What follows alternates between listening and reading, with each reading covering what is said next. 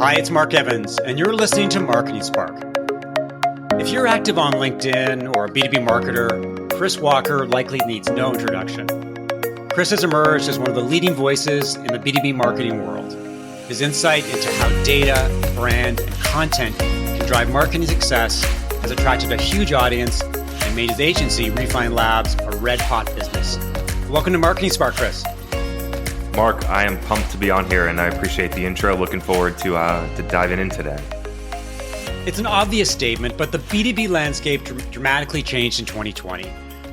Was there anything in particular that surprised you, good or bad?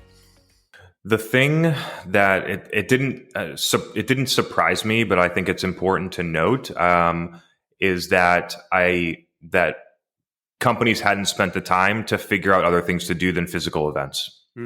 That's I think the number one thing. It was when I started to recognize this for the company that I worked for as an employee in 2017 and started moving into digital and seeing how much better it was working than our physical event strategy that I started talking about it. I thought that people would start to pick up on it, try and build those different skills and muscles and different things. And I think a lot of companies got caught there and had to spend some time really trying to figure out how to do it, which might have caused some challenges in terms of business growth.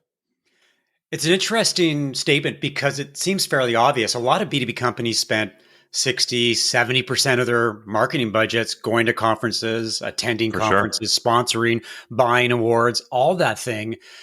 Do you think that a lot of companies and marketers got caught by surprise when they realized they were so dependent on conferences to drive leads and to nurture prospects? I imagine that they were surprised, but I think when people look back in 2 or 3 years, they'll recognize it as a good thing if you isolate it to the company strategy. Because I think a lot of companies would have gone a long time not figuring those things out. And eventually one of their competitors would have done it and perhaps put them out of business. We'll get into conferences later. One of the things I wanted to ask you about is at the beginning of 2020, March, April, a lot of B2B companies thought the world was coming to an end. Business was going to go down the drain. The economy was going to go into a state of inertia. And a lot of them reacted very, I would say, violently by laying off marketing staff, cutting back on sales and marketing activities, which is to be expected.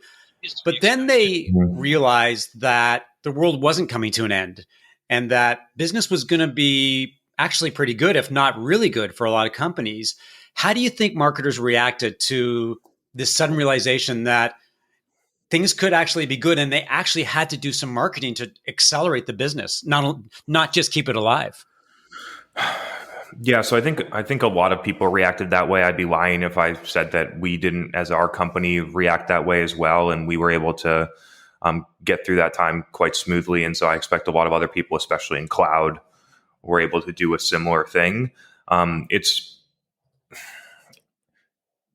variable marketing expenses are the first thing to get cut when something is when you need to make budget cuts. And so I'm not necessarily surprised that is what happened.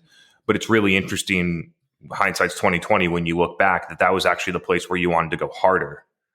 And what we saw, because we continued to run media for several, more than a dozen B2B SaaS companies during that time. And because everyone else had moved down, the prices of the ads were ridiculous, 25% of what they would normally be for a 2-month period of time. Right. And so we capitalized on that component, not that buyers were specifically in buy mode necessarily, but driving awareness and product consideration and different things like that through that media at a very low cost, I think was a good move. As we head into the second half of 2020, it's interesting because when we started this conversation, you're in Boston where things seem to be going back to normal. I'm up here north of the border in Toronto where we're still locked down and things seem like we're sort of in a holding pattern. But overall, it feels like we're poised for a marketing reset, but the rules of engagement aren't entirely clear yet. And I'm curious about whether you think companies will continue to embrace and explore new or different marketing approaches, or whether they'll snap back to the old normal, however you want to define normal. So the idea is all the things they've learned last year, all the things they did differently, will all of that be tossed aside and they'll just go back to what feels comfortable?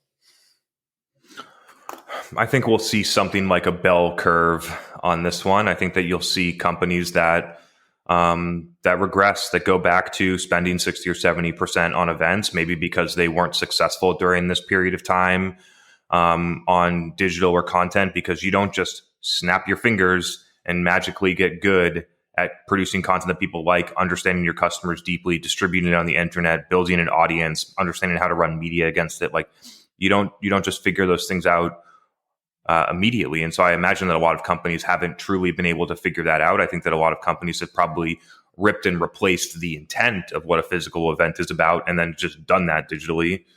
Bought booths at virtual trade shows, run as many webinars as possible to get leads, like those types of things.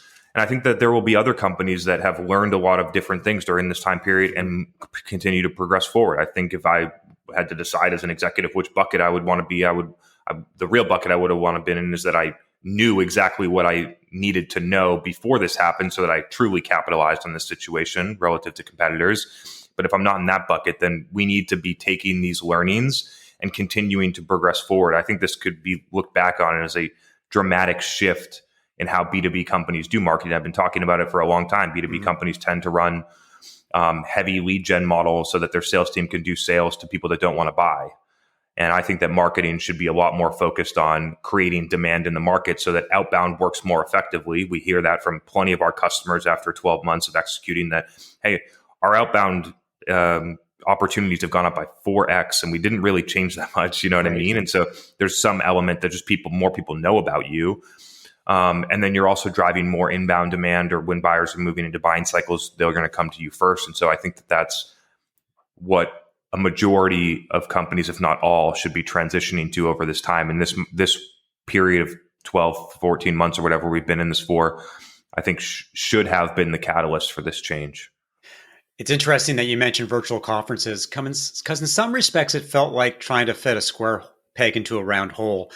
Is that they really wanted to do conferences because it's what they know. So a lot of companies, the conferences needed to make money. Right. Those conferences don't have their events; they go out of business.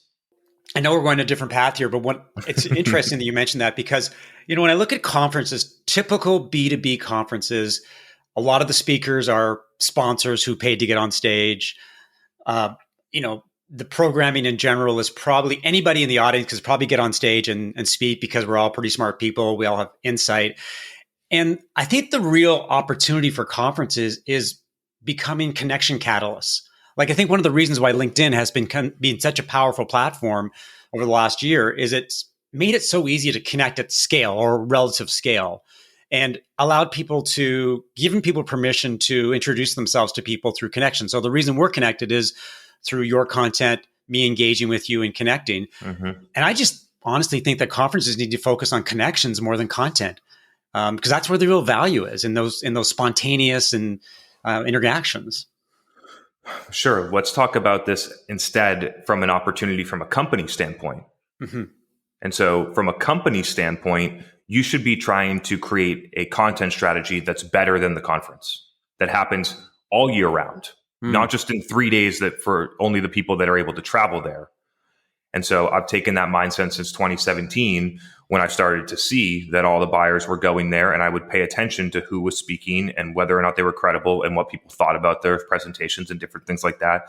And then I would bring them on our own channels, right, with the intention of producing a media entity that produces content that our buyers want to listen to more than the conference.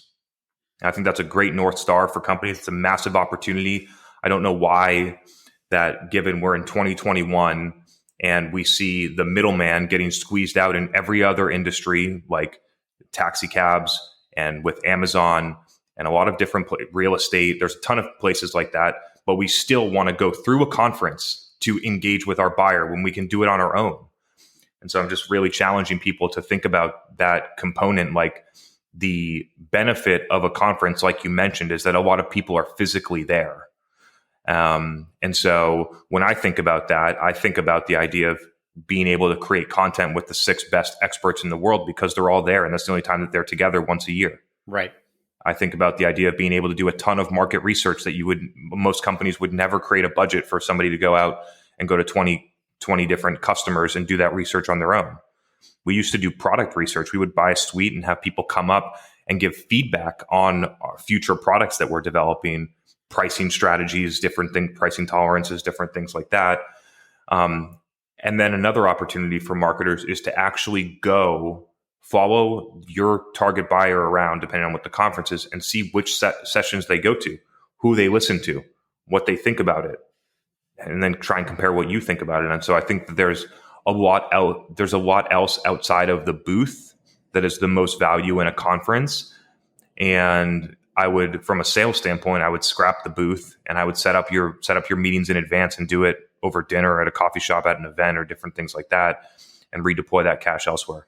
So it's an entirely new mindset or a new approach to conferences rather than sort of the same standard. I'm going to sponsor, I'm going to attend.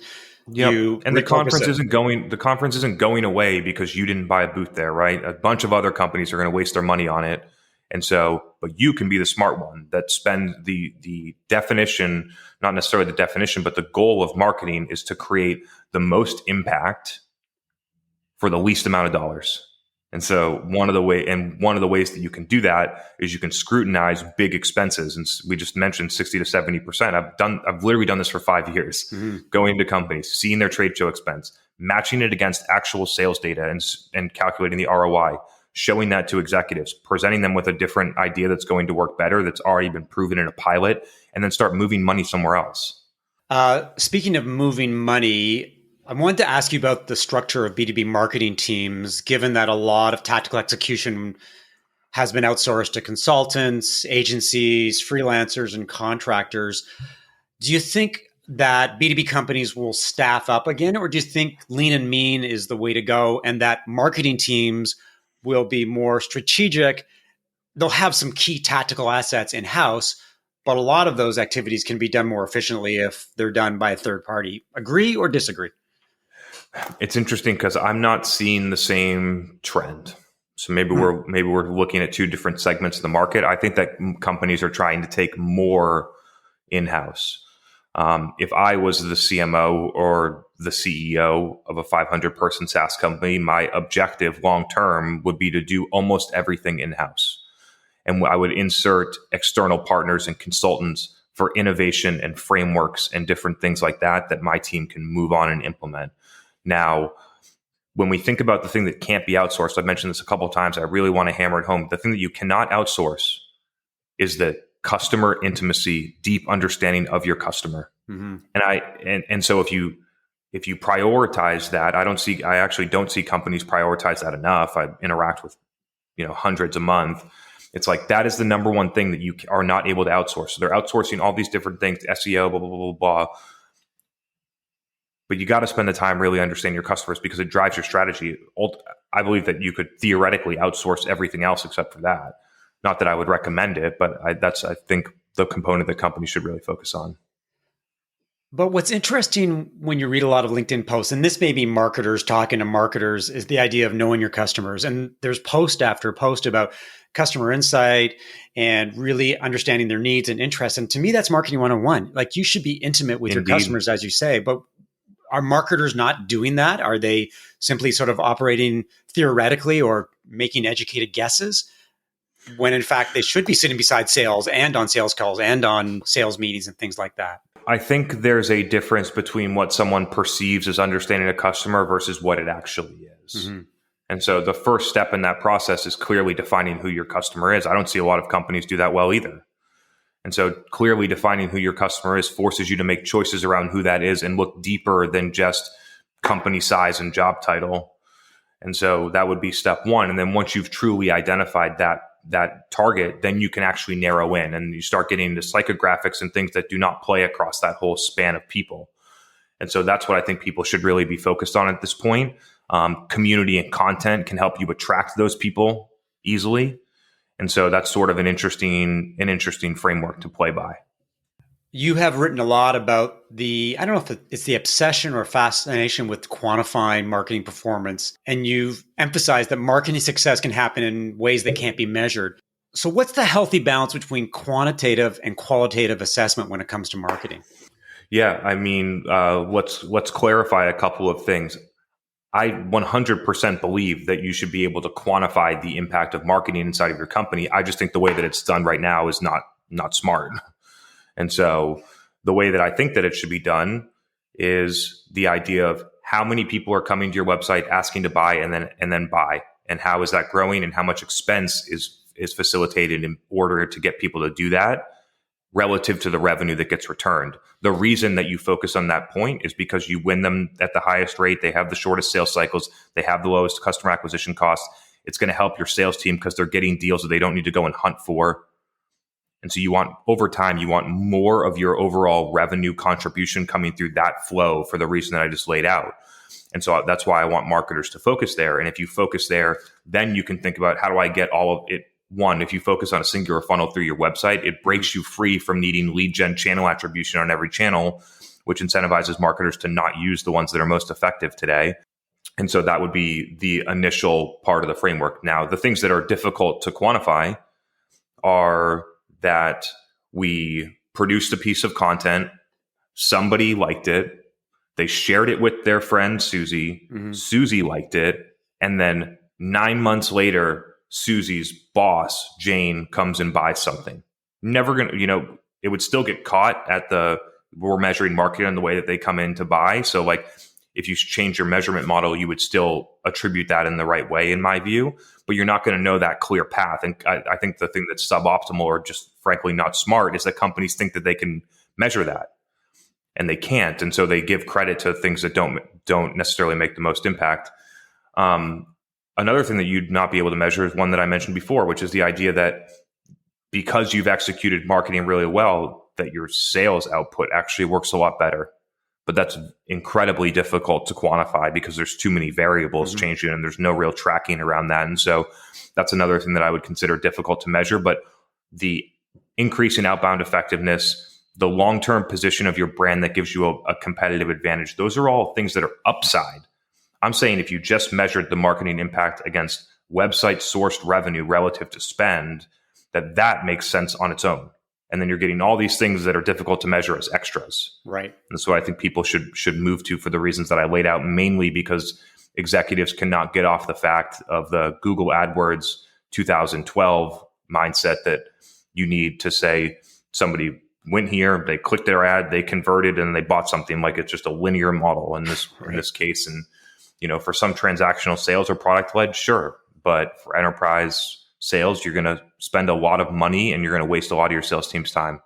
And I guess the follow-up question to that would be, for marketers who buy into your approach to quantitative performance, is how do you convince your CEO that this is the way to go? Because a lot of CEOs, as you mentioned, it's cause and effect. If I do this should happen.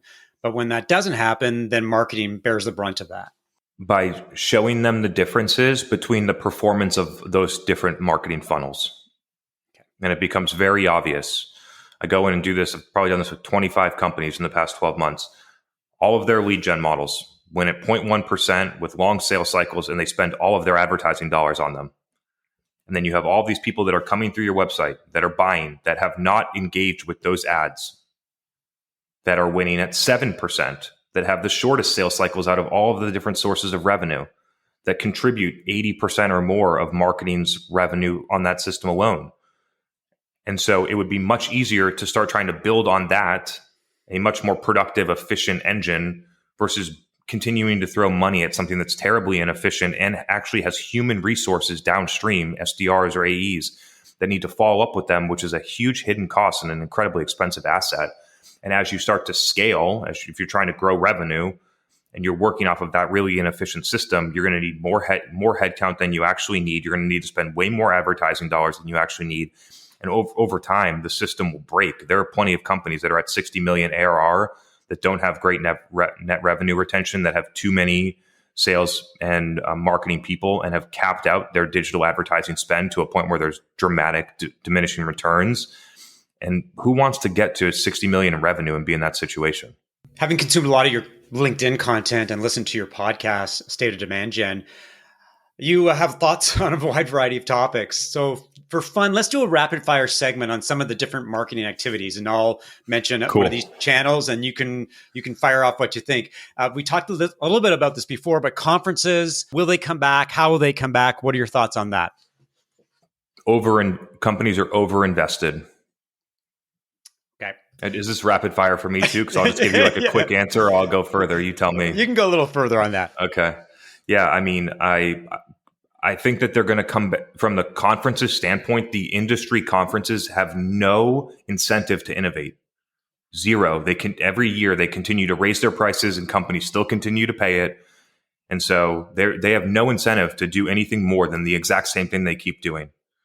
And the only way that you incentivize them to do more is companies start challenging that model. And companies are not going to challenge that model at enough scale anytime soon for anyone to change. And so what I'm recommending is for one smart company to do something different as a point of challenging that drives dramatically more impact while still siphoning off all of the real value of a trade show, which is not the booth. And I think companies should try it. Facebook advertising. Still very impactful, but was dramatically more impactful in 2018. LinkedIn advertising. Overpriced, but catching up in terms of overall engagement. Second thing I'll add, not enough reach. And so while you see very large audiences when they build the data inside of LinkedIn because everyone's profile matches your things, go look at how many people actually get delivered your ads. And it's not a lot. And so if you are in I would say any type of velocity sale, less than 120-day sales cycle, you're going to really struggle to hit scale on LinkedIn, which is why we supplement with Facebook and Instagram and other channels. A lot of companies only run LinkedIn and display, and I think it's a huge mistake. Field marketing. Could use some updates to the activities that they do to drive the most impact. ABM. Misunderstood. And from a strategy standpoint, it makes perfect sense. At an execution level, companies really, really suck at it. Something close to the heart, podcasting. Incredibly underrated for the potential impact and incredibly under-resourced by most companies that do it in terms of who's the actual host of the podcast, how much time they're investing, and different things like that. And companies just fail to see the dramatic impact that it can have if they executed it well. 800-pound gorilla in the room, content marketing. Too stuck in SEO 2011. Okay. Email marketing. Effective, but overrated by a lot of companies because of the fact that they can measure it. Public relations. Requires a facelift on how it's done. I think a lot of companies still run the PR play from 2002, where they put a press release on the wire and hope somebody picks it up. And in the future, I have mentioned this several times, and I'm going to go into depth in it here. The actual model is to build owned PR channels that demonstrate expertise and create and command attention, right, which then opens up earned opportunities rather than hiring a PR firm, paying them $25,000 to send cold emails to try and get you on some show. We've been doing that exact strategy. I can talk you through exactly what happens. We have been executing on own channels, mainly LinkedIn and podcast. I was initially asked for free consulting calls and then to go on other people's podcasts, which continues to grow. And then an article was written about my company in Forbes. And now we're getting asked to speak at conferences that that vendors will pay $20,000 for someone at their company to speak. We get invited to do it for free. And companies are asking us to do keynotes for their team, which is content marketing, business development, ABM. All in one. And so, yeah, I think there's a huge opportunity in leveraging third-party channels that have credibility. You could argue that an influencer is a form of PR, or PR is an influencer. You could argue both of those things back and forth. And so, I think that companies should really think about how they're executing there, because it could be really impactful. Word of mouth. The thing that drives the most buying decisions in B2B today, and nobody in B2B actually recognizes it. And finally, positioning. I would say that it's something that's important, that I think companies spend a lot of time on, that they have a good positioning. And then when it actually gets moved into quote unquote production, or where somebody would actually read it, all of the teeth in it gets cut out because of bureaucracy. Great, great. Awesome. Thank you for participating in that little bit of Yeah, that was fun. experimenting. I could do that for hours. Okay, much more. Finally, there's a lot of talk about the value of personal branding on LinkedIn. Or LinkedIn, there's a lot of talk about personal branding. And personally, I think a lot of people overthink it. I think it comes down to being a good person, doing the right things, delivering value, all the things that are just make you a good person, both professionally and personally.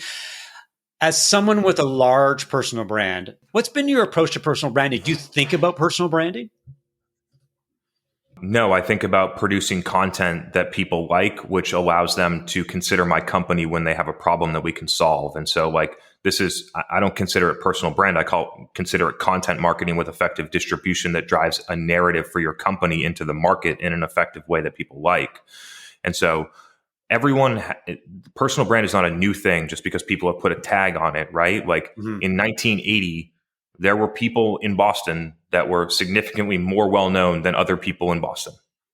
And those people had a reputation about being good at something. Maybe they were a good lawyer, maybe they were a good, CPA or whatever. And they got more business because more people knew about them and recommended them. It's the same thing that's going on here. I do believe that a lot of people overthink it. I think it's about providing value. I think it's about talking about the things that you know that can help people. I think it's about building a community, listening to what people are saying as a feedback loop. Generally being helpful. Final question, or one of the final questions. What's it like to be regarded as a marketing thought leader? It's a bit of an awkward question, but I think I got to ask it. And how do you handle the demands on your time to do podcasts, speaking at events, and all the things that you do at Refine Labs? Is it a tough balancing act these days? I think that it's interesting, and I'm grateful that people would refer to me as that. It's interesting, though, because throughout the first 5 to 7 years of my career, everyone thought that all of my marketing ideas were not smart. And they didn't want me to do the things that I'm doing, like producing a podcast and different things like that. They got scrutinized heavily in the companies that I worked for. And so it's just, and the interesting thing is that all of the things that I do right now and all of the things that I say, I might be able to say them more clearly, but I knew them all, and I was saying them to the companies that I work for and trying to do those things in 2017, right? And so it's nice now, and the reason that I was able to do that is that I took the leap to start a company because I couldn't find a company to work for that would actually let me do marketing the way that I wanted. And so I wanted to create an environment where I could be innovating and testing and doing a lot of cool stuff for a lot of sophisticated companies, which is what we're doing right now. On my time side, this is not a matter of do you have enough time as an executive. There's two components. It's one, are you committed to it? We're committed to it. It's driving our narrative. It's driving our business at 300, 400% year over year growth, multiple years in a row, massive brand outcomes, big VC private equity relationships that other people spend a bunch of time cold calling and sending direct mail and never get a meeting. These big firms are coming to us because of the work that we're doing. So totally committed to the impact of it. The second part is building the infrastructure of a great team that can execute on things so that I can prioritize this. And so we have an incredibly talented and capable team, many people that are better at a lot of things in marketing than I am. And so I'm happy to put those people in a position where they can be really successful and have a lot of fun doing it. And so that's the way that we work on it. But no, it's not, I don't consider it demanding. I consider it aside from our people and then our customer success, it's my number one job. I guess I would be remiss if I didn't ask you to tell me what Refine Labs does. For most people know you. They may not be aware of what you actually do behind the scenes or in front of the scenes, depending on how you look at it. So maybe a quick snapshot on the Refine Labs story. Yeah, so I believe in the future that companies will start to try to move to what I call category winning demand marketing, which includes 3 components. It includes a brand component that would include events, organic social, community, earned PR, influencer relationships, content, things like that. The second component would be demand, a one-to-many or one-to-few based on company firmographic targeting through a paid distribution model across the internet that informs buyers, drives a ton of different content through guaranteed delivery using paid media. And then the third pillar would be an ABM pillar, which is one-to-one for significant deals. I'm thinking $250,000 or $500,000 deals or above only, that you're targeting less than 20 accounts. And each single account is getting specific campaigns. So if you're creating if you're doing a campaign for an account, then you're going to send them a podcast episode that you did where you broke down their strategy or provided something like that. I see almost no company execute that way because it's sales driven ABM, not marketing content driven ABM. And so I believe that companies will try and get to that outcome. And so that's what we believe. And so if companies believe in that, our job at Refine Labs is to help companies get there as quickly as possible. First, by fixing demand, because it creates the most short-term impact possible in a one-to-many model that allows you to create results and build confidence internally on what to do. Next would be the brand component. So advising on how do you build a podcast? How do you get organic social going? If you were going to do events in a different way than your sales events or conferences that you do right now, what would you do? If we were going to do influencer marketing, what would we do? We know how to do those things. And then the last thing would be ABM, actually taking a lot of the operational infrastructure and content created from demand and brand, and then rolling that into a one-to-one model in ABM would be the third pillar. I think that companies and then you're constantly switching out the different tactics and activities inside of those three buckets that are generated based on targeting, whether it's paid or organic, and your overall intent and where you're playing. And so you could change out tactics over time, but I think that companies should be playing in all three of those spaces. I think that a lot of companies listening, if they look deeply, would realize that they're not. I ask this of every guest, and I'm not sure if you need to tell people where to find you, but if people want to find out more about you and Refine Labs, where do they go? Yeah, so people love the State of Demand Gen podcast. It's available on Apple, Spotify, and all the other places. We're, I think, crossing over 15,000 subscribers. It's narrowly on B2B demand marketing. I guess we talk about brand and ABM as well. Category winning demand marketing we cover on that show. So that's a great place to find us if you're looking for a lot of depth. And then if you're looking for more micro stuff, then you can follow Chris Walker on LinkedIn. I publish daily there as well. Well, Chris, thanks for all the great insight. And thanks everybody for listening to another episode of Marketing Spark. If you enjoyed the conversation, leave a review and subscribe via iTunes, Spotify, or your favorite podcast app. If you'd like to learn more about how I help B2B SaaS companies as a fractional CMO, strategic advisor, and coach, send an email to mark@marketingspark.co. I'll talk to you next time.